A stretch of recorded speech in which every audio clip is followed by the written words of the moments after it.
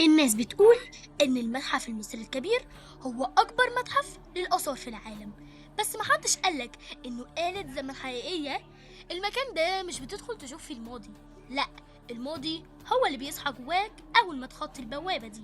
شايفين الشكل ده؟ كل خط وكل حجر هنا معمول بدقة مصرية قديمة حقيقية. المكان ده هيضم أكتر من 100,000 قطعة أثرية، وده خلاه أكبر متحف في العالم مخصص لحضارة واحدة.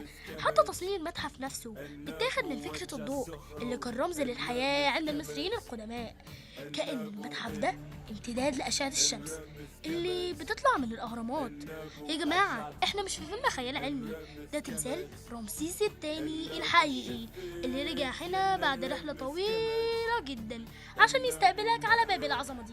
التمثال ده لوحده وزنه 83 طن، واتنقل من ميدان رمسيس لحد هنا في عملية تاريخية استغرقت سنين. مفيش زيارة بتبدأ قبل ما تشوف رمسيس. المتحف ده كنز، مش بس عشان تشوف الحياة اليومية. تخيل إن مجموعة كنوز توت عنخ آمون الكاملة اللي هي أكتر من 5000 قطعة معروضة هنا كلها لأول مرة في التاريخ.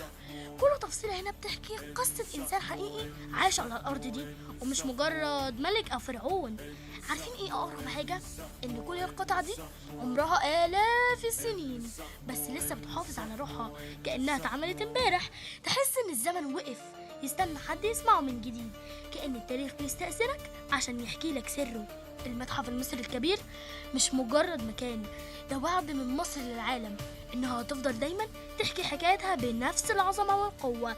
ده البيت الجديد لتاريخنا اللي بيبص على الأهرامات، والجيل الجديد هو اللي هيشيل مفتاح البيت ده ويحافظ عليه للأبد. وكل اللي عليك إنك تدخل وتسمع.